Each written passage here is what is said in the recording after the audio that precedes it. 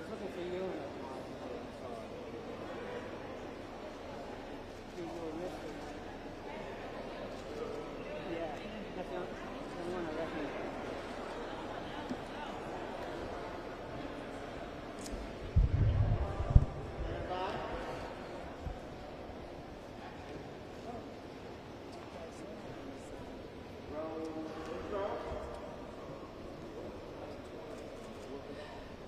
Good afternoon, everybody, and welcome to the beautiful Turkey Thicket Recreation Center in Ward 5.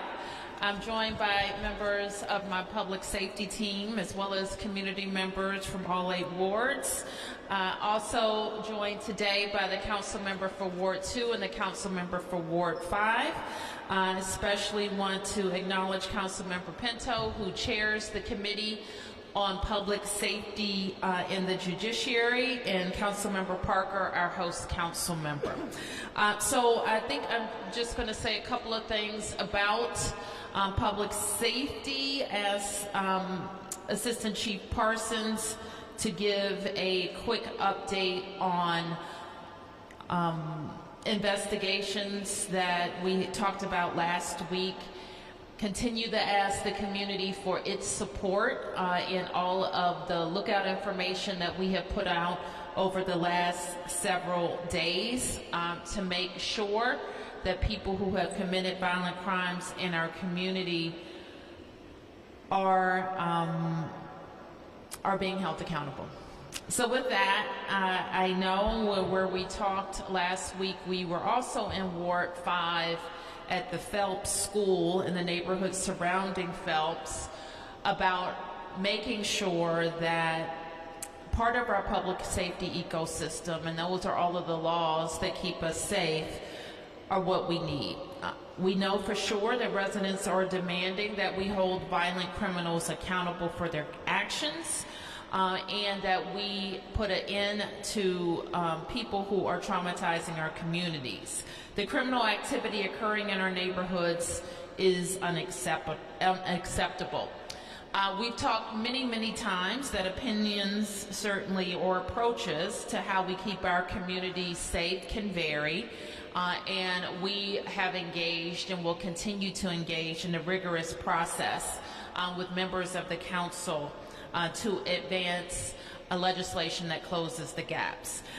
We are very grateful to Councilmember Pinto, who introduced emergency legislation last week that includes several key proposals for my Safer, Stronger legislation. And I'll leave that to Councilmember Pinto to talk about, but needless to say, it includes common sense solutions to move us forward in closing the gaps that we think are preventing us from holding people accountable. So you've heard me say many times that I pledge to the residents of DC to take action in any way that I think, whether it's legislatively or whether it's programs and services in the government, whether it's talking to others, be it federal or court resources that are a part of the system that keeps us safe. So with that, let me turn quickly to Assistant Chief Parsons for a quick update, and then I'll turn to the council members. Thank you, Chief. Thank you, Mayor. Good afternoon, everyone. I just want to provide a brief update in a couple of the cases that we've talked about. The first case I want to start with is the murder of 25-year-old Maxwell Emerson of Crestwood, Kentucky, that occurred Wednesday, July 5th at 8 a.m. in the 600 block of Alumni Lane at Catholic University. As you're aware, we disseminated images on Friday, and I want to make sure that the public has the opportunity to view these images. Please review these images carefully. The next case that I would like to just quickly touch on is the homicide of 31-year-old Nasrat Ahmad Yar of Alexandria, Virginia. That occurred just after midnight on Monday, July 3rd in the 400 block of 11th Street Northeast. On Thursday, we released video of the suspects. I'm sure people have seen this video. Again, I want to encourage everybody to please view this video, and anyone with any information, please reach out to us. Our detectives continue to investigate both of these cases, and I can assure you both of these cases are progressing. We're grateful for our partners in the community that have stepped up and came forward with information on each of these cases, and we encourage anyone else with information to do the same. Anyone who has any information is encouraged to call our 24-hour command center at 202-727-9099, or you can text a tip to us at 50411. The Metropolitan Police Department offers a reward of up to $25,000 for the arrest and conviction for those responsible for each homicide here in the district. In both of these cases, I want to highlight that the presence of cameras and detectives being able to obtain that footage has greatly assisted us in progressing the investigations. I also want to remind everybody again and encourage them to take advantage of the district's private security camera rebate program for residents and businesses. The last case I want to talk about involves 4 suspects that are currently wanted on a district court indictment. As you're aware, previously on June 27th, MPD, along with our federal partners at the DEA, ATF, FBI, and the IRS, arrested 12 alleged members of a violent drug trafficking organization known as the Kennedy Street Crew, or KDY, on charges including conspiracy to commit drug trafficking, possession of firearms in furtherance of drug trafficking, possession of firearms by persons convicted of a crime, assault with a dangerous weapon, and conspiracy to commit money laundering. In addition to these arrests, law enforcement officers and agents seized multiple firearms and narcotics. The Metropolitan Police Department seeks the public's assistance in locating the 4 additional suspects who are wanted pursuant to a United States District Court indictment for similar charges that I just mentioned. Those 4 suspects can be seen in this photo. They've been released on Friday in a press release. They are 24-year-old Warren Fields of Oxon Hill, Maryland, 19-year-old Keon Brown of Northwest D.C., 18-year-old Jovan Williams of Northeast D.C., and 27-year-old Jawan Demetrius Clark of Northwest D.C. If anyone has any information as to the whereabouts of these suspects, they should call us at 202-727-9099 or send us a message by text at 50411. And if by chance any of the suspects see this, I would encourage them to turn themselves in. They can do so 24 hours a day at any one of our 7 police districts. Thank you. Thank you, Chief. And we will release again on all of our social media platforms in the government to look out information that the Chief just reviewed. And again, I want to thank MPD, FBI, U.S. Attorney for their investigations into the drug and violent ring that the Chief just described. So with that, let me turn now to Councilmember Pinto, followed by Councilmember Parker.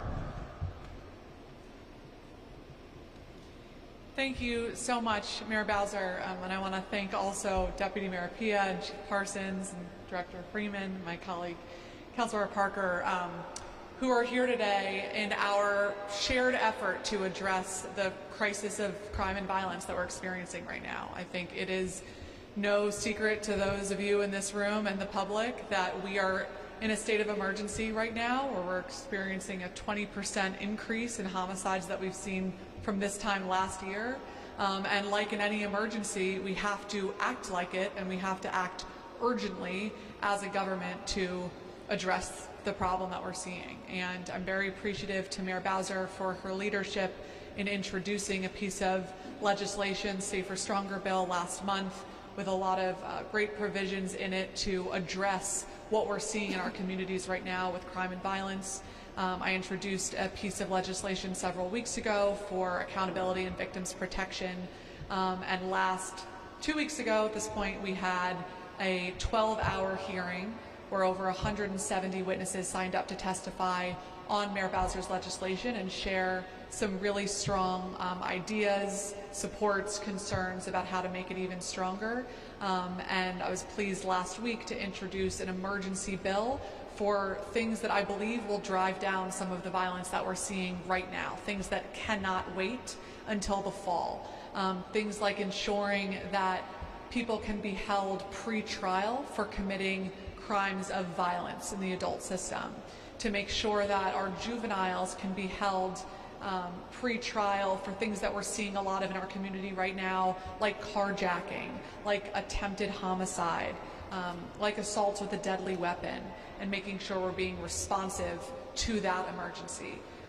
Things to make sure that the mayor has more authority around the private security camera program so that our residents can access these programs, making sure it's a standalone offense to discharge a firearm in the public, ensuring that our police officers are empowered to engage in a vehicular pursuit if there are public safety dictates that they must, and making sure that if somebody has an ankle monitor, for example, and is out on pretrial, that if they go out and commit another crime, that location information is admissible in court. These are just some of the provisions in the emergency package, but we believe, in working in partnership with the mayor, with my council colleagues, with our law enforcement partners, that they will make a difference this summer in driving down crime and violence. And I think it's important that we recognize that everybody in government right now is working together on this. This is an emergency. We all are recognizing the importance of pursuing it as an emergency, and I'm hopeful that we'll be able to get this emergency package passed tomorrow so that we can see a reduction in crime this summer and keep working on our larger comprehensive goals around preventing violence, driving down violence, and ending cycles of violence. So happy to answer any questions folks may have once we get there, but thank you again, Mayor Bowser, and all of our colleagues for working so collaboratively in this process so we can get something passed that will make a meaningful difference tomorrow. Thank you. Good afternoon, everyone, and welcome again to Ward 5. I want to thank the mayor for holding this opportunity to answer questions, and I want to thank Councilmember Pinto for her leadership in ushering forward legislation that I'm hopeful will pass tomorrow. Feeling pretty good about it. What I can say is that there were many phone calls this weekend hammering out language, making sure that the emergency legislation is in the right place and addresses colleagues' concerns. And I just again want to thank Councilmember Pinto for her leadership. One of the things I wanted to point out is that there are bright spots. We heard last week from Commander Altieri that in the 5th District we are seeing a decrease, I think, on the trends of 38% in homicides year to date. And why do I say that? It's because while we are taking this action tomorrow that I too hope will help drive down the violence that we're seeing across the city, there are bright spots that we can learn from and I hope scale across the city. I also just want to note that tomorrow's legislative meeting, where I'm hopeful that the emergency will pass, is only one necessary step to turning around the violence that we're seeing play out in our streets.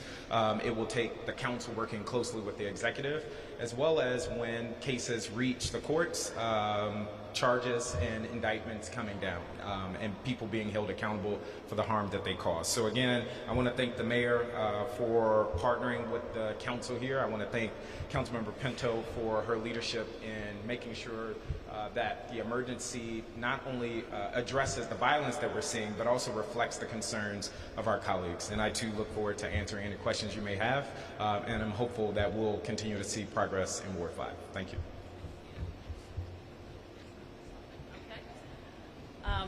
Thank you for that. And speaking about bright spots, I think what DPR is doing in our city is nothing short of amazing. So I want to thank you, Thenie, and the whole team at DPR.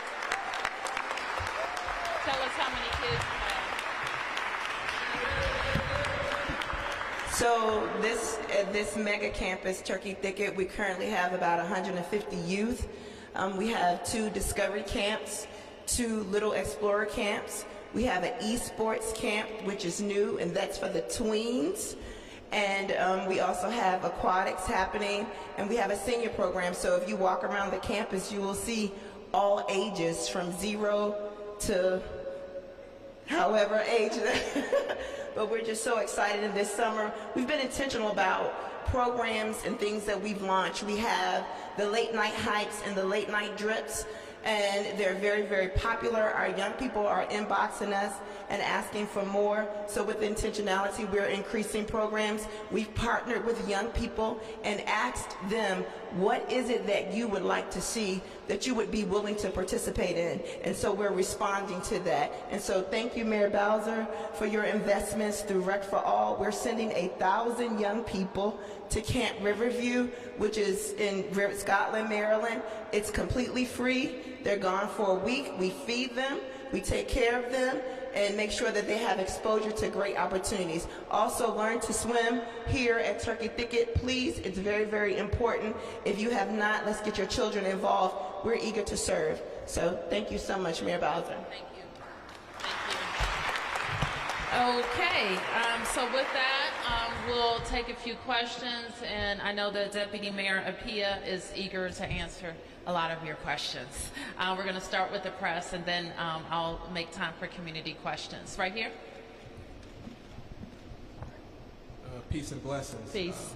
This is for Councilmember Parker. If you can just, sir, elaborate on the kinks and whatever issues were being hammered out this weekend as it relates to the emergency legislation. I will let Councilmember Pinto speak to more of the specifics. I would say for me, I personally wanted to better understand the clauses within the emergency legislation relating to pretrial detention, both for juveniles and adults. And I believe we reached a middle ground as it relates to juveniles. So as to address concerns that we might be casting too broad of a net that might lead to young people that make minor mistakes ending up in our criminal justice system. Again, Councilmember Pinto can speak to more specifics, but that was my personal concern that I was happy to see the councilmember address. Well, thanks, Sam. I had meetings with colleagues throughout the weekend, and I think my main takeaway was that a lot of people had questions as to how we came to each of these provisions, and I'm very pleased that most of those conversations were very productive and everybody agreeing that we have to do more to act urgently about public safety and explaining to them the research and data and intentionality that went into each of those provisions. So I'd say that was the most productive part of those meetings. There were some other things that we worked out around pretrial for adults, for example, that there was initially a requirement that said a judge has to write their rationale for letting somebody out on pretrial release. We wanted to make sure that we weren't inadvertently causing any backlogs in the system, so that requirement is removed, for example. And as Councilor Parker mentioned, making sure that the crimes of violence that we are potentially holding juveniles for are targeted to what we're seeing in the community right now. Crimes like homicide, attempted homicide, carjacking, felony assault, assault with a deadly weapon that's not necessarily a gun, and with a gun, to make sure that we are being targeted and intentional with what we're passing tomorrow.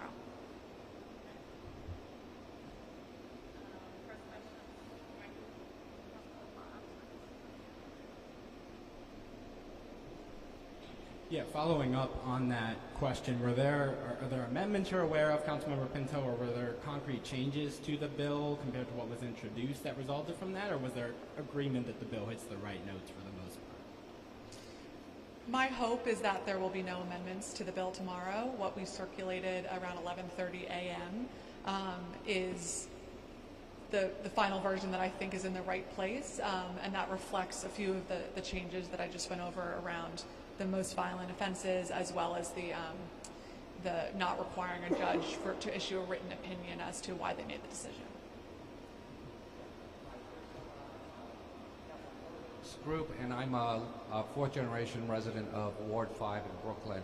The first part is, why isn't the U.S. Attorney Matthew Graves at these meetings? He's our federal prosecutor. Can we have him come with us when we talk about safety? A lot of this stuff are federal crimes. And the second is, a lot of the violence we have is caused by housing instability. We have being pushed on a 310 condo unit right here in front of Turkey Thicket, the Brooklyn Lanes, and the developer only stopped after there was like grassroots protests by individuals. They were pushing this development with no neighborhood notification, violation of DOB and law. And it's going to be 320. You have Turkey Thicket, this is the center of our community. You have the Brooklyn Middle School where President Biden and Kamala Harris visited. And nobody wants this new condo here right on our doorstep. And it took, next door and going on social media to start. I'm not quite sure I get the nexus that you're talking about, but okay, we're talking about safety. I'm happy to have somebody talk to you about the development you don't want. We typically, we sometimes invite the U.S. Attorney to our press conferences, and likewise when he hosts press conferences, he frequently invites MPD. I think that you were together last week, in fact, and we do invite him from time to time. Yes, Martin.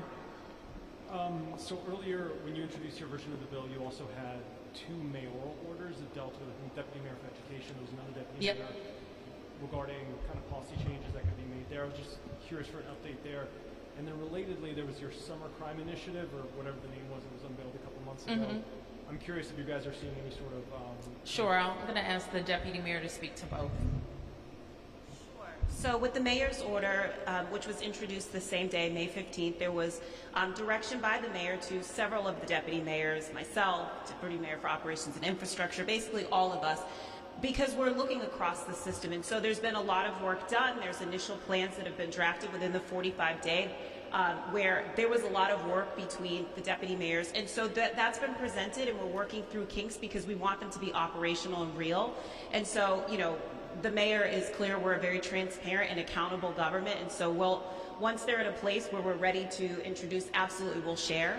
The second question you asked was about Focus Patrol, and so we absolutely will do an update on Focus Patrol. I think one of the things Councilmember Parker mentioned was last week when Commander Altieri spoke about reductions in Ward 5, he was specifically talking about in some of the Focus Patrol areas. And so we are certainly seeing reductions, really good reductions, which we expected when we do intelligence-led policing. And so we'll share that information and data as well because we started to generate that. And we're happy to do an update on that. Mayor, I'm wondering if you and the chief could both comment on Chairman Mendelson's recent comments he made to Channel 5 saying, and I quote, "You can get away with murder in this city."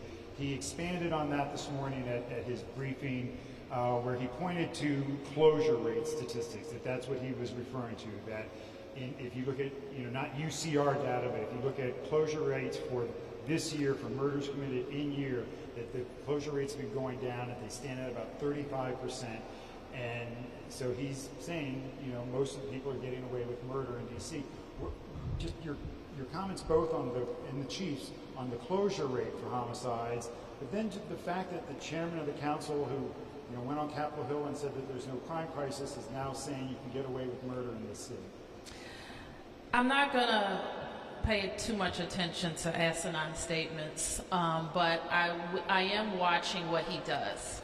And tomorrow he needs to go in the chamber and vote for Brooke Pinto's emergency without amendment.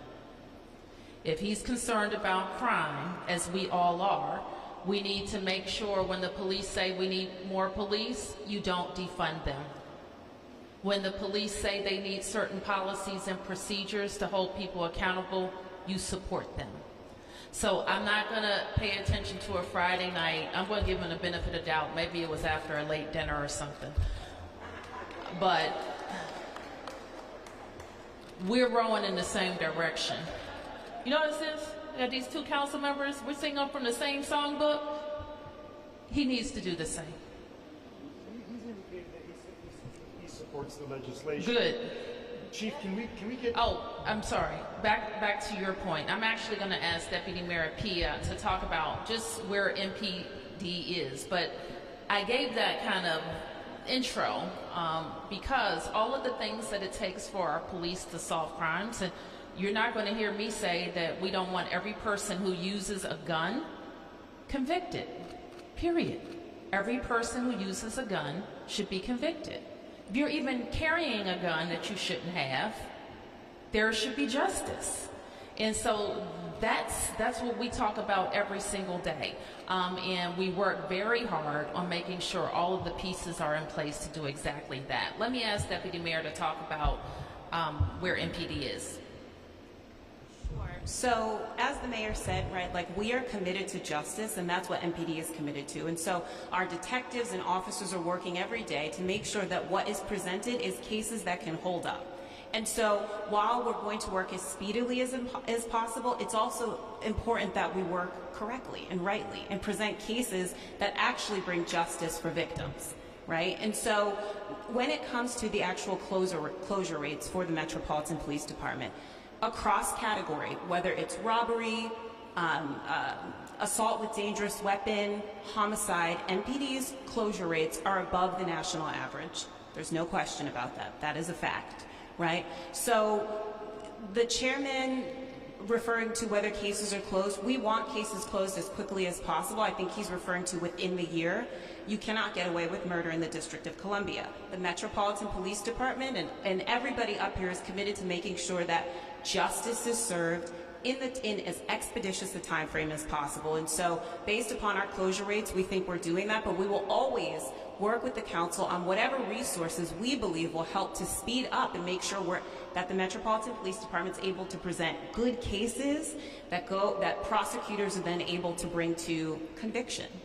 So if I could just follow up with you, Sure. When you say, one, that the MPD's closure rates match up above the national average, are you speaking specifically about the UCR data for homicide? Okay, so let's talk about the data that the chairman is talking about. Is he correct when he quotes a number that only 35% of the homicides that are committed are closed within the year that they're committed?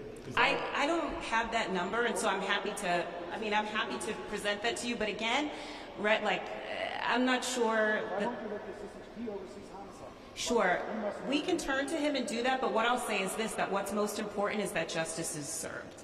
Right? And so we can talk about 35%. We can talk about that, in fact, as the mayor said, right, like our staffing is where it is, right? And so we're going to make sure that the Metropolitan Police Department has every resource necessary to close cases as expeditiously as possible and make sure that prosecutors are able then to get convictions.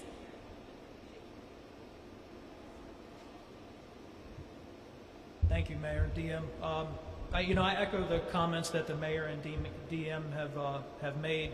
And Mark, to your point about closure rates, so let's talk about closure rates. As we all know, there's a lot that goes into a case closure. Clearly, when you have a case that happens December 31st, you're not going to close it that same year. Our detectives put a lot of effort into these cases. As you've heard about the public safety ecosystem, that is true. It exists in case closures as well. We work closely with our partners at the U.S. Attorney's Office when we present cases, and we have to present a case that is going to make it from arrest to a successful prosecution. We can't just go out and arrest someone to close a case. That's not what we do.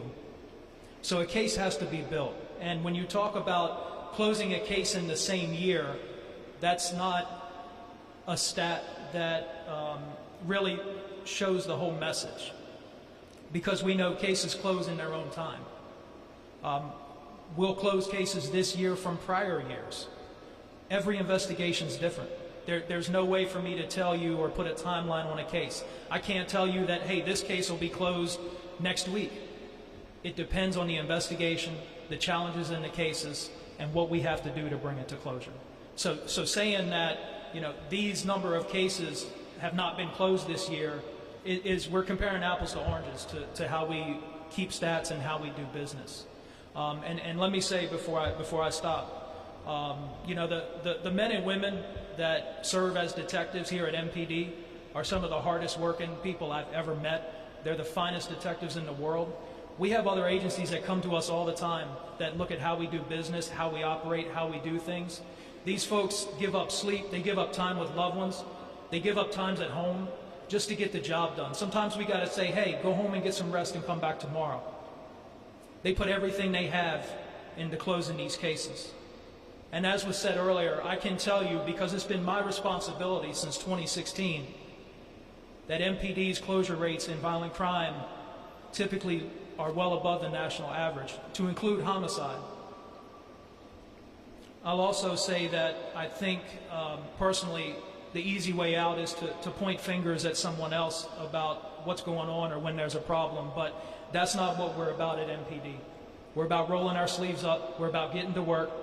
I'm personally about leading the men and women that I'm responsible for and ensuring that violent offenders are held accountable when they commit crimes in our city. You can't get away with murder here. We will catch you. And the last thing I would say about that is what's not helpful is when we do hold violent offenders accountable is the courts let them out because our judges don't have the discretion they need, which is why instead of blaming, I support legislation that the mayor has proposed to keep our community safer. And I think you probably also heard in those remarks that we all have a role to play. I frequently sit in on a lot of briefings about homicides in the district, and I am struck by how important video evidence is to closing cases and to closing them quickly. For many years now, I started a program for all of us to be able to have cameras on our homes and to be able to share that video with the police when needed. On our public transit systems, there's cameras everywhere, so if there are crimes committed, there's frequently lookout information that we can put out and put out quickly.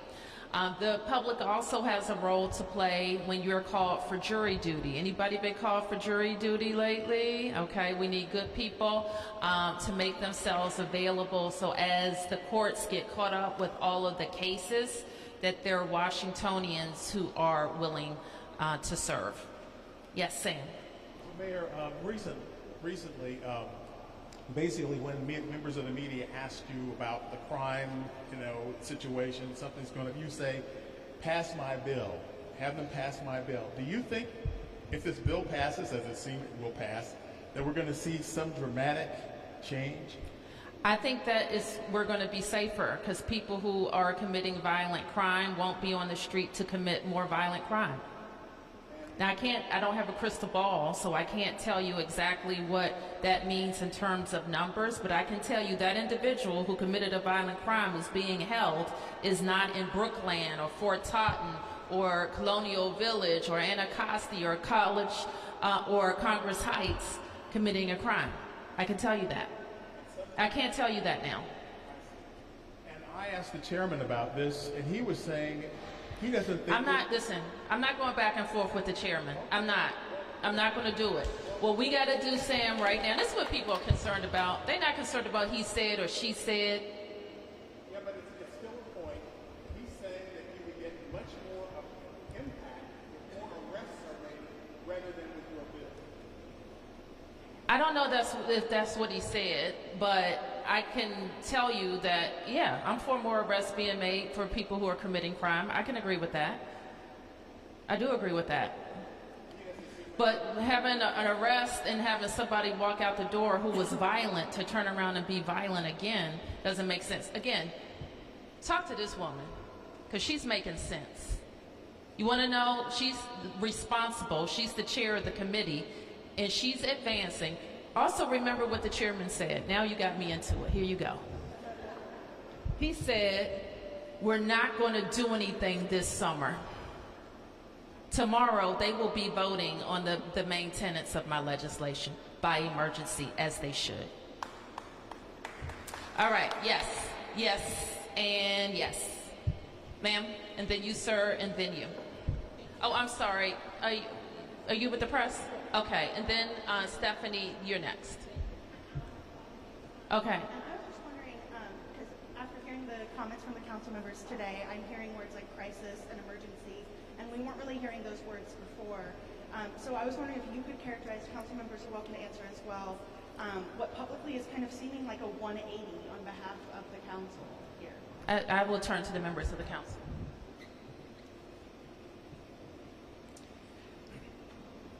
I would not characterize it that way. I can only speak for myself.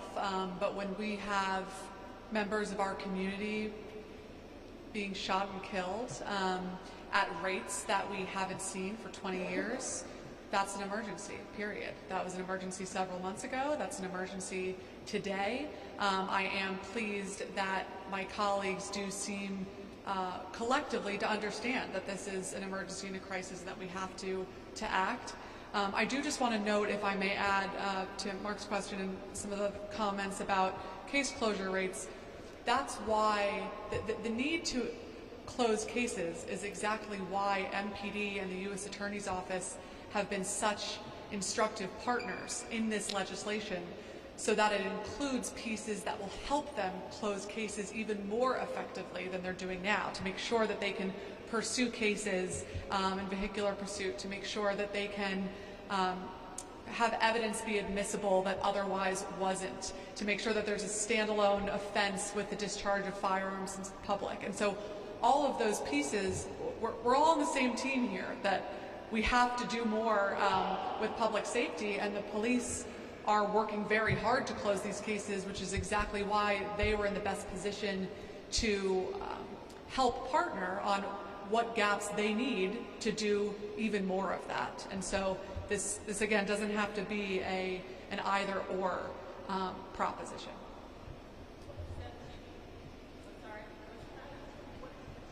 That we're now willing to admit that it's an emergency that we weren't 2 months ago.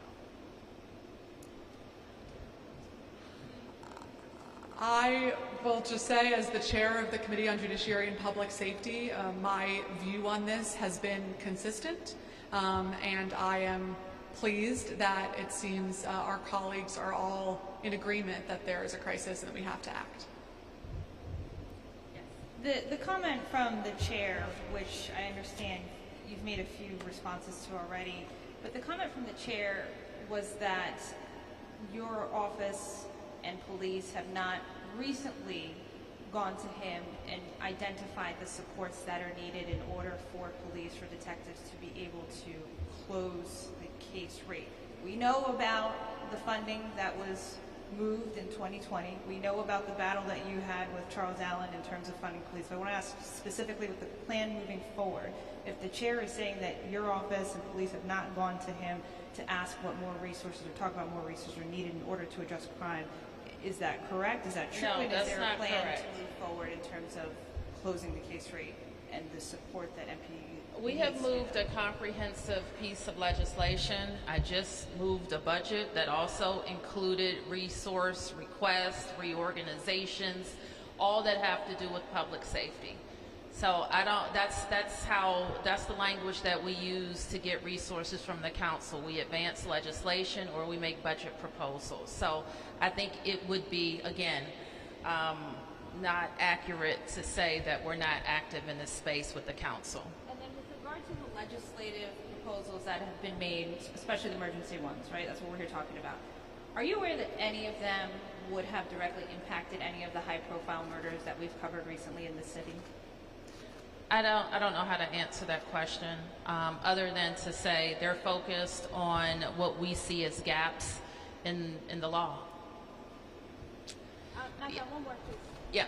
With regard to the DC pursuit policy, what about the millions of dollars in lawsuits that are still in place that have not been handled? How does that address what has been going on in the city? I'm not sure what lawsuits you're referring to. What is she, do you know what she said? Oh. I mean, Deputy Mayor may have other things to add. I would say cases that have been brought against people who have violated the police policy. What we're talking about is ensuring that the police policy is clear and is not being interpreted, which the current state of affairs is that we're worried that the interpretation could be so limiting that would disallow them from engaging in a chase. And so I do think it's important in crafting policy and changes here that we don't seek to address a problem by a different type of solution. We need a strong MPD policy that's taken seriously and enforced when there are violations, and that's what's gone on.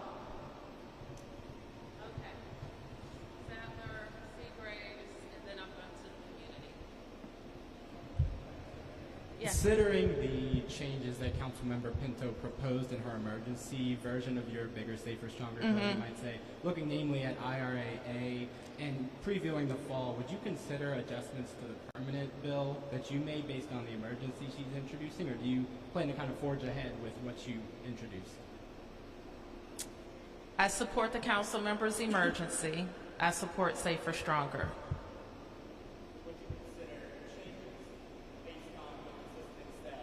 Your initial proposal brought during the hearing? Well, this is a legislative process, Michael. I think what we're seeing is evidence of it. And yes, of course, I would work with the council on advancing the rest of the bill. Yes. Mayor Bowser, tomorrow the council will also vote on authorizing the Inspector General to hire an outside law firm to further investigate the allegations against your former Deputy Mayor. You came out pretty firmly against that the other day.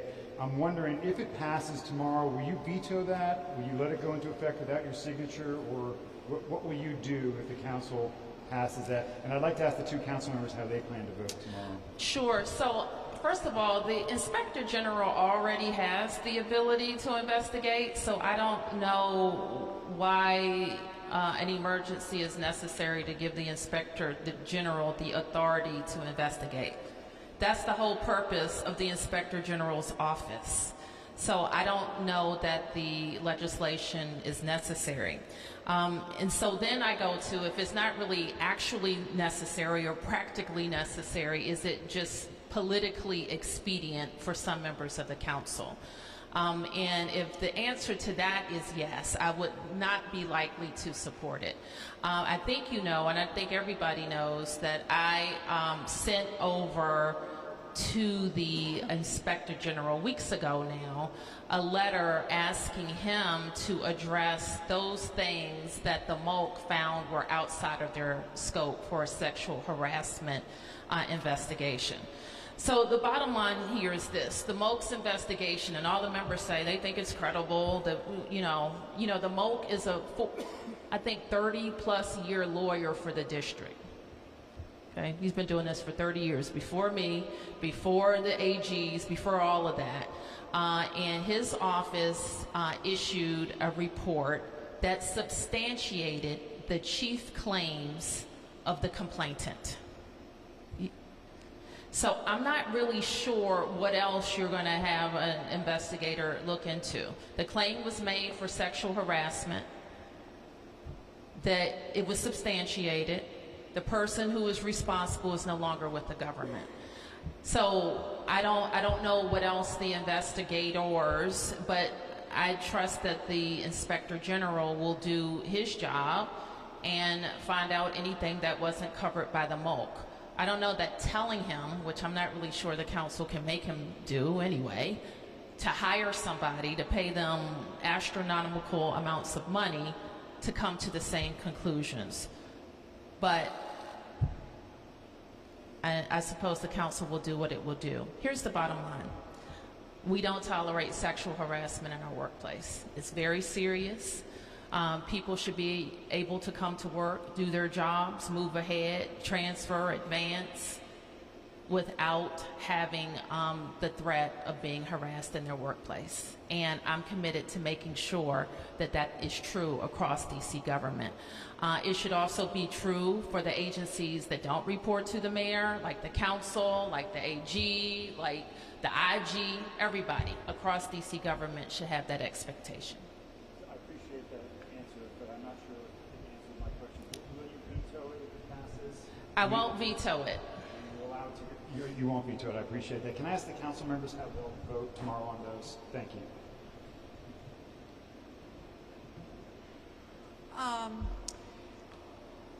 Just like in 2019, when my predecessor had violated many codes of conduct, ethics, laws, there was an independent investigation. I do support, given that we are talking about, other than our elected officials, the most senior person in our government, that an independent investigation is warranted, and I will be supporting Councilmember Nadeau's bill tomorrow. I too will support the emergency legislation. And I just want to say that I trust that we all take sexual harassment very seriously. And so in this case, it's not just a matter of bringing justice for the women who have accused among the highest ranking government officials of sexual harassment, but it's also giving the appearance that this case was investigated thoroughly, fairly, in order to bring about safety for future women that may want to bring such a claim. And so I think it's not a matter of price tag here, but it's around safety and making sure justice is brought in this case. And I want to applaud Councilmember Nadeau for pushing this forward. So, not to beat a dead horse, but perhaps we are beating a dead horse. And I want to be clear about appearances. A claim was made to me. Within 10 days, there was resolution and investigation happening in this case. I think that's what the people of the District of Columbia expect of me as their mayor, regardless of where the complaints came from or who they were about. I acted. So if we want to pay more, and I do sometimes think it's about price tag because I've seen how these investigations go. But more than that, if we want to have our employees endure another investigation to not get a different result, then, you know, that's the decision for the council. Anything else? Yes. Mayor,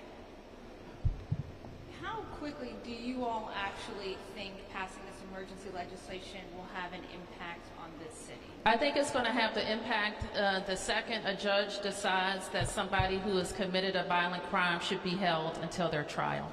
That's when it's going to have an impact, that second. Your question?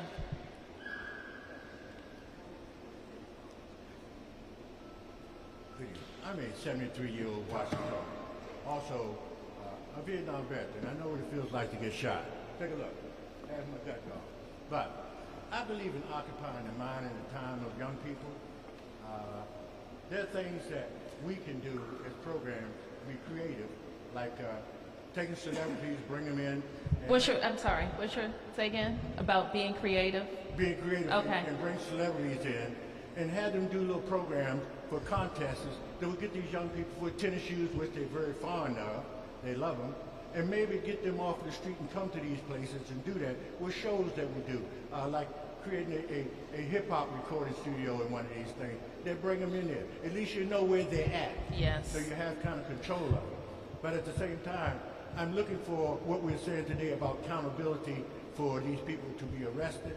But I've not heard anything about accountability for the people who are bringing these guns to the city, how these guns are getting there. We talk about that all the time. But it's not, we talk about it all the time, and there are different approaches to keep them from coming to Virginia. We can talk about that, but that doesn't stop me from saying, why are you shooting your neighbors? Why are you going on a bus and having a shootout? Why are little kids getting caught up in the crossfire?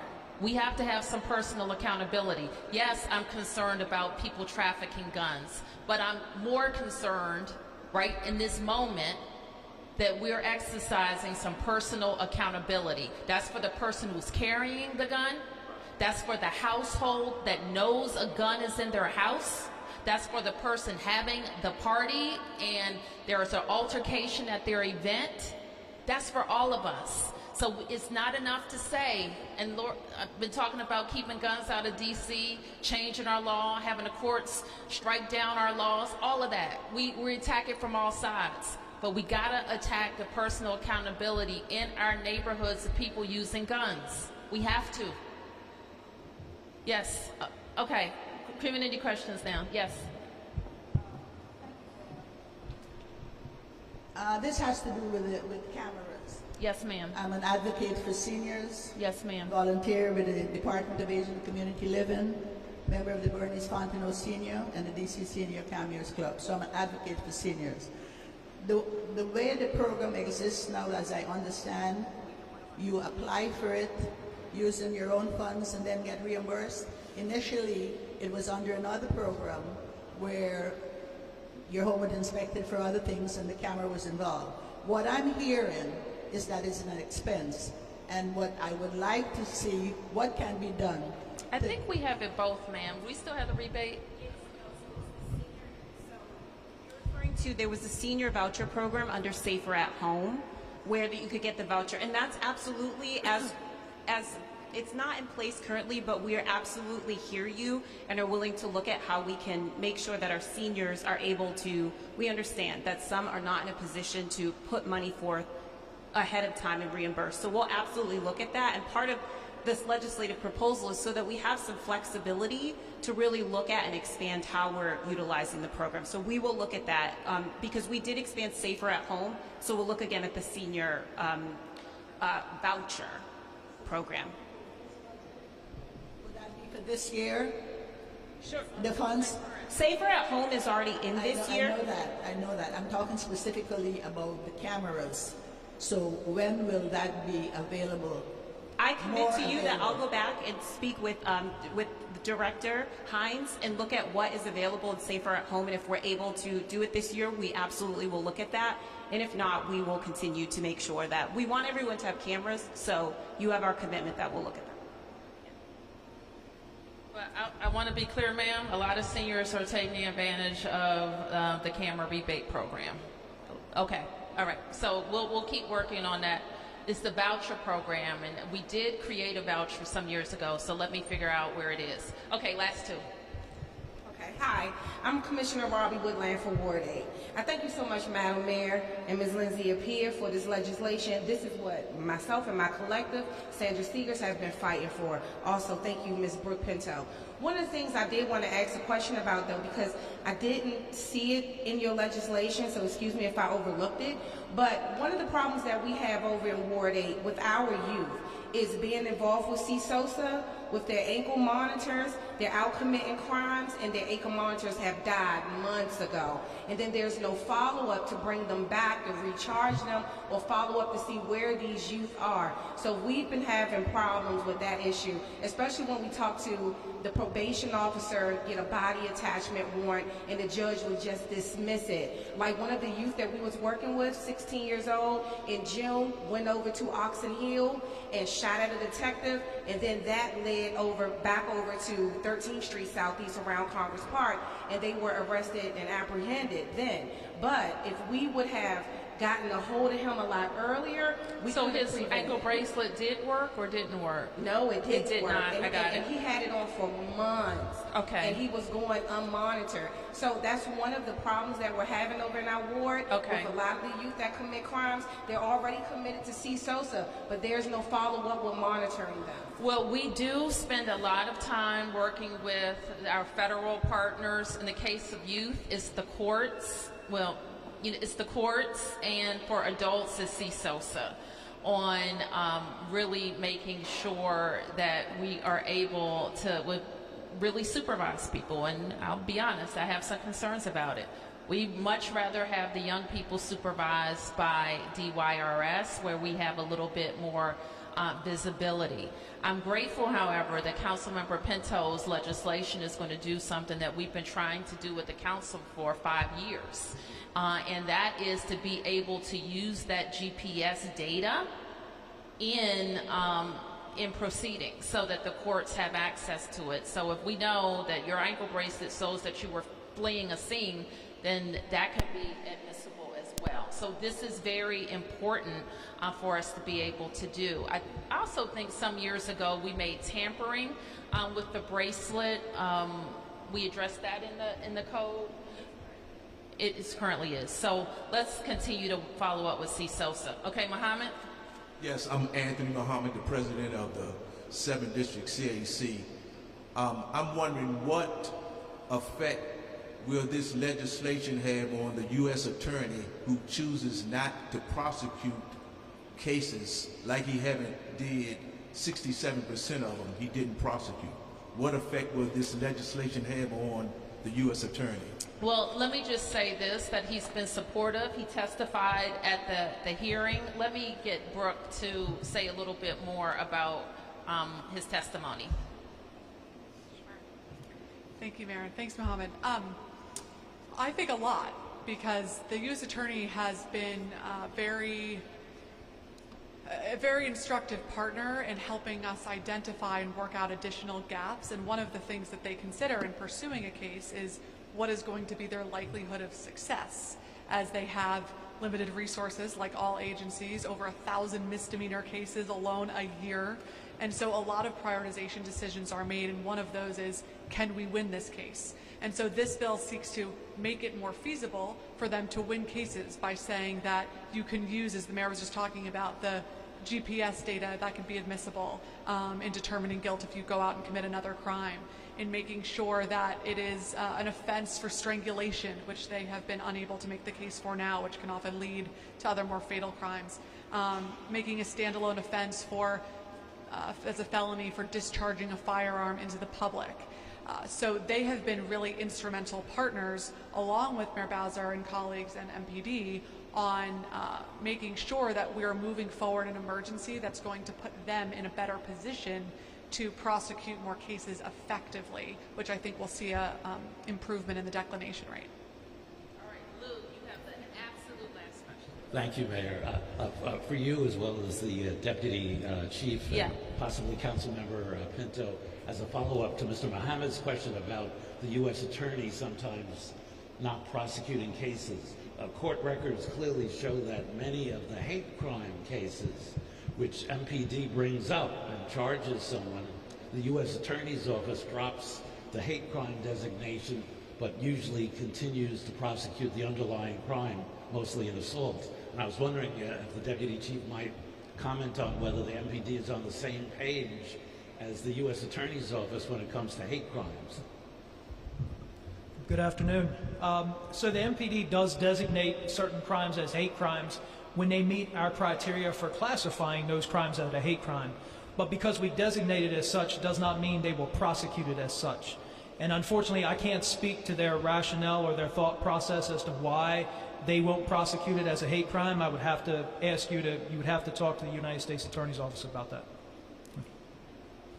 All right, thank you, everybody. We'll stick around if there are any other questions, community questions. Thank you for being here.